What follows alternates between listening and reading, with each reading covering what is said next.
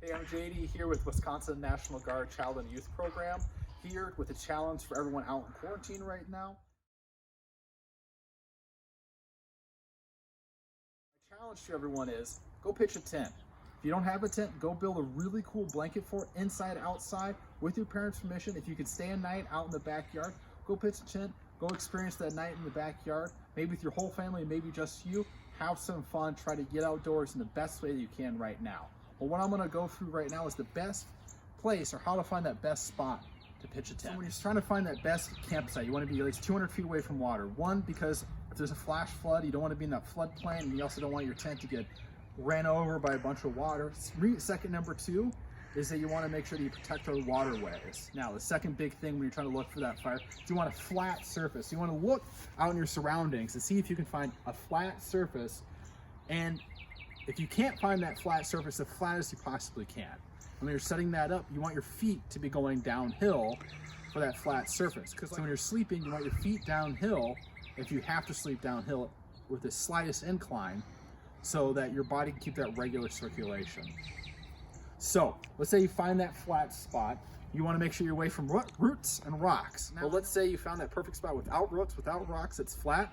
The first thing you want to do is, with my tent here, I have a footprint, or you can have a tarp that you lay down. The goal of this is, of course, you don't want to puncture your tent, but also moisture that comes up through the ground, so that dew in the morning, or if it does end up raining, the rainwater will go underneath that tent to help protect you and add that extra layer of protection.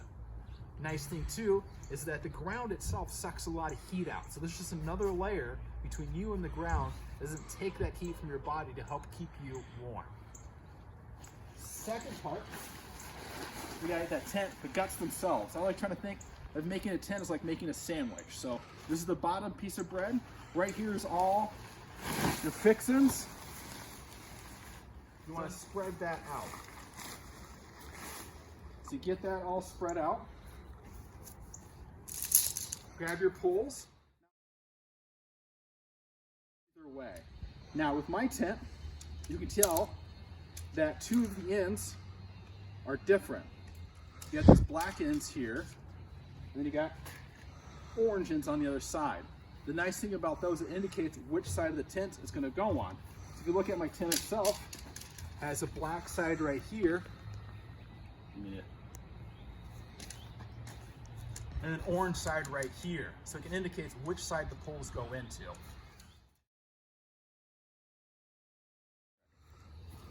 So, if you do have snaps, the next thing you do, set up the middle, start pulling out the sides. The goal with the tent is to try to get as tight as possible, every single section of it, because this fabric, the tighter it is, the more water resistant it is. It's built to be stretched. Lastly, the most important part is, of course, the tarp. Because I always set up my tarp no matter what. Even if it's supposed to be a gorgeous day, all day long, it's supposed to be sun shining, I always set my tarp up, because you just never know.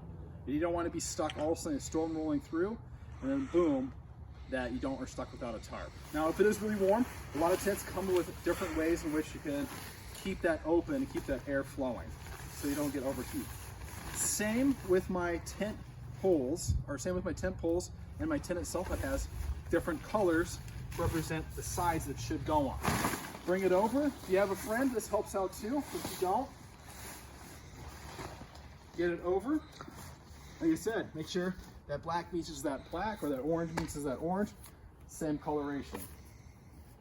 Now you got that tarp on there, just don't want to throw it on there. You got to stake it down.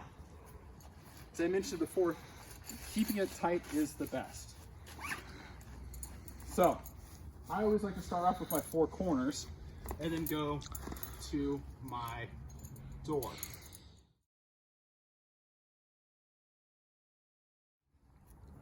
Now, if you have a rock or something in the way, you can move that stake around to try to find that perfect spot, or you can try to angle that stake into the ground different angles to see if you can get around that rock.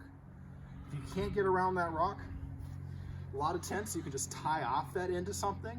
You'll see a lot of points like this where you can take rope, your 550 cord, tie that off to get it tighter so you can get that nice tight, especially if you know it's going to be really windy and really rainy that day. Or if you can't find a place for that stake, it's just a good option to do as well. I challenge you all, go set up a tent in the backyard, take a picture. If you don't have a tent or access to a tent, set up a really cool blanket for it. Or if you don't want to set up your tent and you have one, you want to set up a blanket for it, go for it. Set up a really cool survival blanket for it. Subscribe, send the pictures in to Wisconsin National Guard Child and Youth Programs.